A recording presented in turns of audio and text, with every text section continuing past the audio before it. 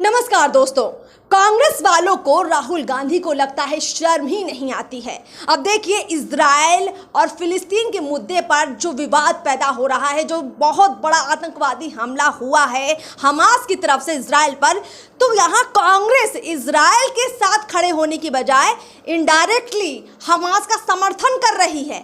और ये जो उनका नया चरित्र बाहर आया है, ये कुछ और नहीं, वोट बैंक की राजनीति है। मुस्लिम कहीं नाराज ना हो जाए भाई, तो कैसे कांग्रेस खिलाफ खड़ी हो जाए फिलिस्तीन के। हमारे साथ सहयोगी आपसे समझेंगे राहुल गांधी की जो नई राजनीति है, ये तो समझ ही नहीं आ रही। कभी जातियों में बांट रहे हैं, कभी मुस्लिमों के साथ इस तरह खड़े होते हैं कि सीधे आतंकवाद समर्थित बन जाते हैं। राहुल गांधी की राजनीति पूरी तरह से देश विरोधी है। वो सीधे निजी स्वार्थ के लिए सभी तरह के फैसला कांग्रेस में ले रहे हैं, क्योंकि अभी वह सबसे सर्वेसर्वा हैं। और दूसरी बात, अभी जो इजराइल और हमास के बीच में लड़ाई हो रहा है, मतलब आतंकवादी और इजराइल के बीच में जो लड़ाई हो रहा है, सदी का सबसे बड़ा आतंकवादी घटना घटित हुआ है इजराइल के अंदर में। हजारों रॉकेट छोड़े गए हैं और इजराइल का समर्थन कौन किया? फिलिस्तीन के मदद से ही सब चीज़ हुआ है। और फिलिस्तीन का समर्थन कौन कर रहा है? कांग्रेस कर रही है।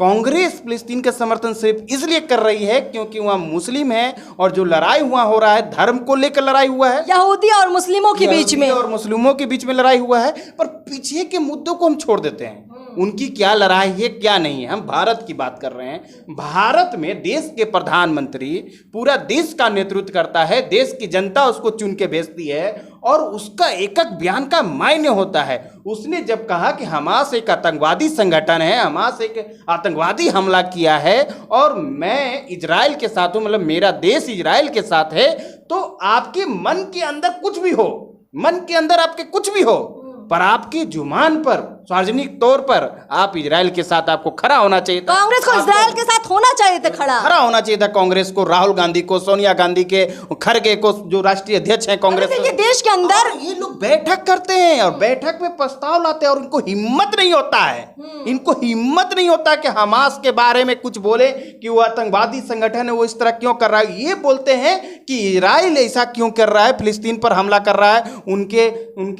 बच्चों को मार रहा है, महिलाओं को मार रहा है, निर्दोष को मार रहा है। देखिए, युद्ध तो हमेशा हिंसा से ही होता है। देखिए हमास ने, देखिए हम बताते हैं, हमास ने जब हमला किया तो सीधे आम नागरिकों पर हमला किया। अभी भी हमास के कब्जे में इजराइल के लोग हैं, महिलाएं हैं, लड़कियां हैं, बच्चियां हैं। हमास कोई देश नहीं है ना, हमास एक आतंकवादी संगठन है, वो हमला उसी तरह से करेगा। अगर देश और देश में हमला होता है, एक दूसरे देश के बीच में जब हमला होता है तो बॉर्डर पर हमला होता है। ये तो एक आतंकवादी संगठन है और इसका समर्थन फिलिस्तीन कर रहा है, फिलिस्तीन का समर्थन कांग्रेस कर रही है। तो आप बताइए कि कांग्रेस के कितनी ईमानदार है देश की प्रति में। और जब देश के प्रधानमंत्री नरेंद्र मोदी जब इजराइल के साथ खड़े हैं, आतंकवादी के विरोध में खड़े हैं, तो ये कांग्रेस कहां खड़ी है? ये बताना सामने। इसके पीछे का एक बड़ा कारण जो समझ आता है, अभी देखिए अलीगढ़ मुस्लिम यूनिवर्सिटी में हजारों छात्र एक बैनर पोस्टर लेकर निकल रहे थे। देखिए वो जो निकल रहे हैं उनका सही है। देखिए, आप निजी तौर पर, आप जैसे मैं हिंदू हूं, आप हिंदू हैं, या मैं ईसाई हूं, आप सिख हैं, तो आपका एक भावना जुड़ जाता है। कहीं भी किसी तरह की घटना होती है, आप उस तरह की बातें रख सकते हैं कि फिलिस्तीन का भाई पुराने मुद्दा है, उनका जो यरूशलेम है उस पर ऐसे ऐसे मामले चल रहे थे, उस पर आप चर्चा कर सकते हैं, विमर्श करते हैं। पर नरेंद्र मोदी के ऐलान के बाद, नरेंद्र मोदी के बात के बाद, आप नरेंद्र मोदी के बात को झूठ साबित करके, देश के प्रधानमंत्री को बात को झूठ साबित करके अपनी बात आप सामने लाएंगे कि हम फिलिस्तीन का समर्थन करते हैं, इजराइल का नहीं करते हैं। आप देश के मुख्य विपक्षी दल है ना जी, आए, और आप देश के साथ ऐसे इस तरह का गद्दारी वाली बात। बड़ा सवाल ये भी है कि ये इस वक्त फिलिस्तीन का समर्थन का मतलब क्या बनता है? हमास ने डायरेक्टली पूरे इजराइल पर 5000 से ज्यादा मिसाइलें छोड़ दी, अचानक से बमबारी कर दी, लाखों लोगों को एक तरह से डरा दिया, हजारों लोगों को मार दिया, घायल कितने लोग पड़े हैं। अब ऐसे मौके पर वो लोग कह रहे हैं कि हम फिलिस्तीन का समर्थन करते हैं। यानी फिलिस्तीन का जो समर्थन करने का यही वक्त है। यानी एक देश जो है जूझ रहा है, उसके अंदर गृह युद्ध छिड़ गया है, जिस तरह से इन लोगों ने सब लोगों को बंधक बना लिया है। देखिए अर्पिता, फिलिस्तीन का समर्थन सिर्फ वोट बैंक के लिए कर रहे हैं। 2024 का इलेक्शन आ रहा है, मुस्लिम फिलिस्तीन के साथ हैं, ठीक है, उनका अपना विचार हो सकता है, एक भावना जुड़ती है अपने जाति समूह को लेकर, सभी के साथ। यरूशलेम के मुद्दे पर, यरूशलेम के मुद्दे पर देखिए, किसी के धर्म के बारे में कुछ ज्यादा बोलना नहीं चाहिए, उनका एक अपना भावना है, अपना आस्था है यरूशलेम को लेकर। लेकिन आतंकवाद कोई भी करे, आप उस पर उसकी यरूशलेम की जो आस्था है मुस्लिम समाज में, उसके हम नहीं जाते हैं। हम जा रहे हैं कि एक आतंकवादी संगठन हमास, और हमास को समर्थन दे रही है फिलिस्तीन, फिलिस्तीन को समर्थन दे रही है कांग्रेस, और कांग्रेस इस तरह का बयान दे रही है। क्यों? क्योंकि देश में उनको जितना है, क्योंकि मुसलमानों को दिखाना कि देखो तुम फिलिस्तीन पर, वो फिलिस्तीन के साथ नहीं है मुसलमान को यरूशलेम चाहिए। मुसलमान को क्या मतलब है फिलिस्तीन रहे या वहाँ इजराइल रहे, उनको मतलब है कि हम लोग को क्या था, जैसे हिंदू हम हैं तो हमारा क्या था कि राम मंदिर बन जाए, जैसे भी बन जाए, कोई भी शासक आके बना दे, हिंदू बना दे, सिख बना दे, मुस्लिम बना दे, ईसाई बना दे, उससे हमको क्या मतलब था? हमें था कि राम मंदिर बन जाए हमारा, क्योंकि हमारा वो सबसे पवित्र स्थान है। तो उसी तरह मुसलमानों का वो सबसे पवित्र स्थान है मक्का मदीना के बाद यरूशलेम, तो यरूशलेम उनको मिलना चाहिए, उसके लिए उनकी आस्था है, उसका सम्मान है।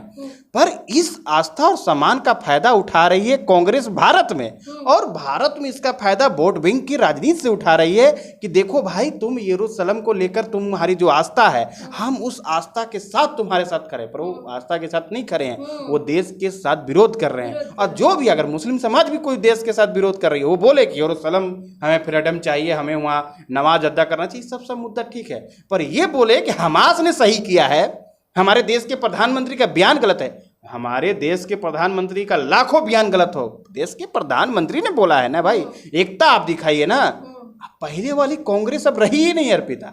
आप बताइए कि जिस कांग्रेस के दो प्रधानमंत्री इस हमास जैसे आतंकी चरमपंथी संगठन और जैसे लिट्टे थे, खालिस्तान समर्थक लोग थे, इसी हमास से मिले जुले लोग, इस सब जैसे लोग थे, उनकी वजह से उनकी जान गई। इंदिरा गांधी, भारत के पूर्व प्रधानमंत्री राजीव गांधी, दो लोग की हत्या कैसे हुई? चरमपंथी आतंकवादी की वजह से हुई। और अब तब भी आपको तो साथ देना चाहिए था इजराइल का इस मुद्दे पर, यरूशलेम के मुद्दे पर नहीं, इस मुद्दे पर कि हमास ने गलत किया है। और जब अगर दो देशों को आपस में लड़ना, जैसे रूस और यूक्रेन लड़ रही है ना सालों से, 1.5 साल होने जा रहा है ना उनका, वो लड़ रही है, बॉर्डर पर लड़ रही है, धीरे धीरे कब्जा कर रही है, उनका अलग एक मुद्दा है। आज जब लड़ना था फिलिस्तीन को साथ, इनके साथ, इजराइल के साथ, आप आते बॉर्डर पर लड़ाई करते। आपने कैसे किया? आपने सीधे बॉर्डर के क्षेत्र के इलाकों में जाकर सीधे आप रॉकेट दाग दिए, किडनैप कर लिए लोगों को बंधक बना के रखे हैं, और ऐसे लोगों को आप समर्थन दे रहे हैं। आप बोल रहे हैं कि फिलिस्तीन में बच्चे मर रहे हैं, निर्दोष मर रहे हैं, वहाँ हिंसा हो रही है, तो इजराइल में क्या हो रहा था? पूजा हो रहा था क्या? हैं? आंख के पट्टी बंद हो जाता है क्या उन लोग का? वोट बैंक के आगे उनको कोई एक तरफा सिर्फ दिखता है क्या? अरे आप वोट बैंक की राजनीति भारत से करते करते भारत से आप चले गए फिलिस्तीन में, और वहाँ जाके आप देश विरोधी कार्य कर रहे हैं। ये देश विरोधी कार्य है। ये अगर यहाँ मनमोहन सिंह की सरकार रहती, या राहुल गांधी की सरकार रहती, कांग्रेस की सरकार रहती, और नरेंद्र मोदी ये उल्टा बयान देते ना, तो उनका भी विरोध करना चाहिए था कि भाई देश में, वहाँ फिलिस्तीन में हमारे कौन लोग हैं? इंडिया के लोग होंगे, और इजराइल में सबसे ज़्यादा इंडिया के लोग हैं।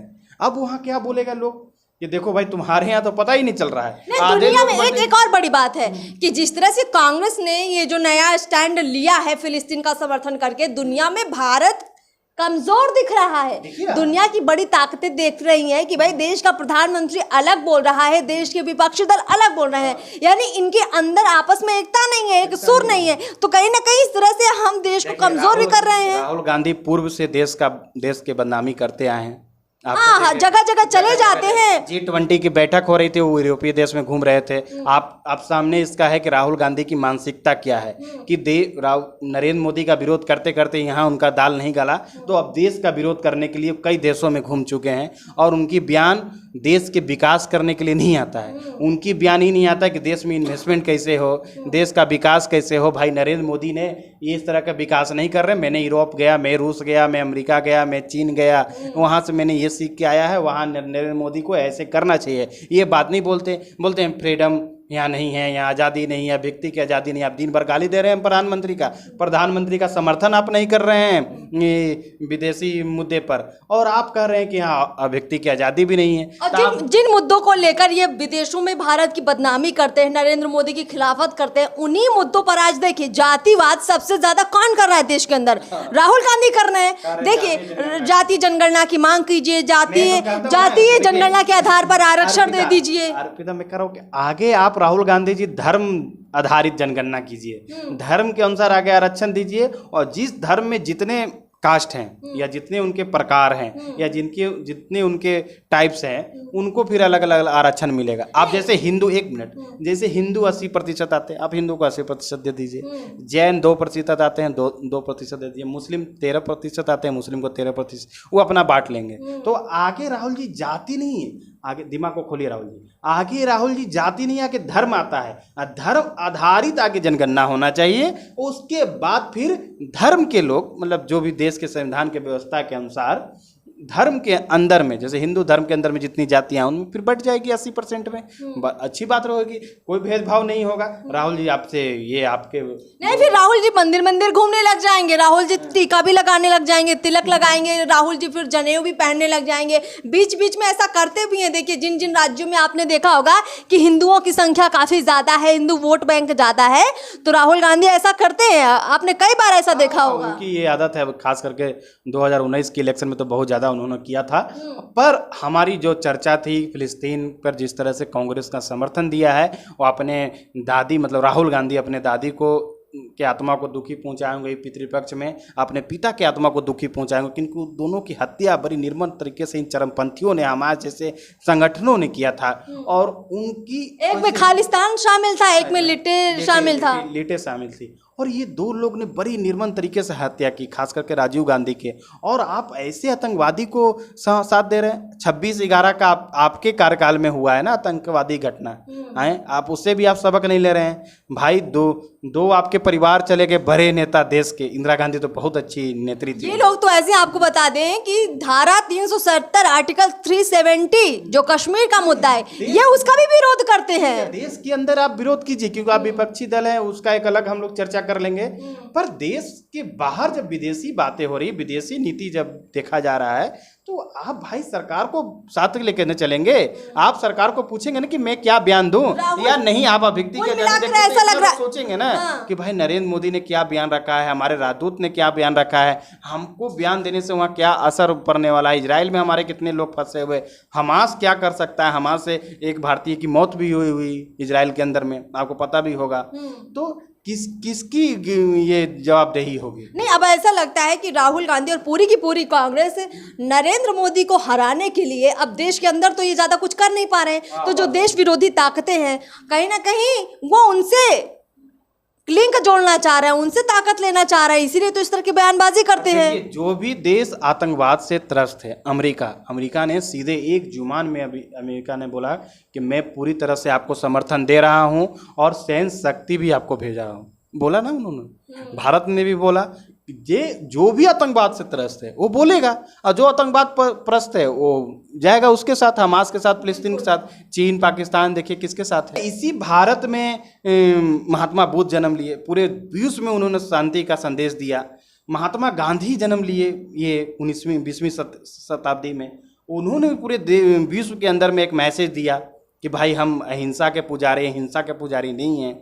और वो काफ़ी प्रयास किए कि हिंसा नहीं हो। अगर वो हिंसा पसंद लोग होते या भारत हिंसा पसंद लोग होते तो 1857 में आज़ादी मिल जाती भारत को।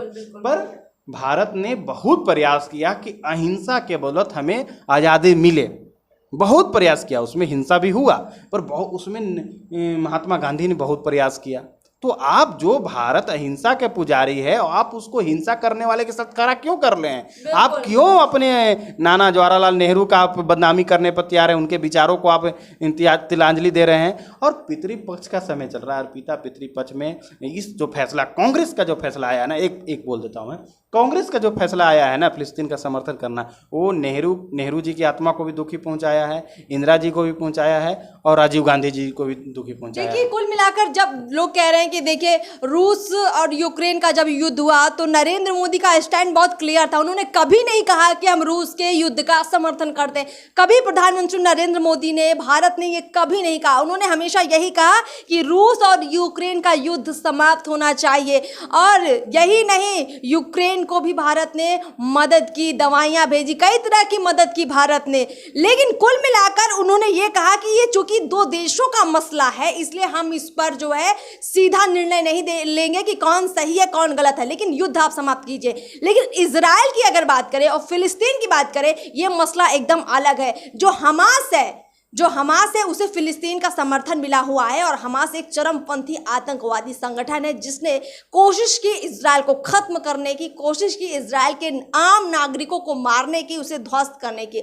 अब ऐसे में आप खुद निर्णय लीजिए, आम पब्लिक थोड़ा समझे इस चीज को कि हमें किसके साथ खड़े होना चाहिए। फिलहाल इस चर्चा को हम लोग यहीं समाप्त करते हैं। चैनल को सब्सक्राइब कीजिए, फेसबुक पेज को फॉलो कीजिए। नमस्कार।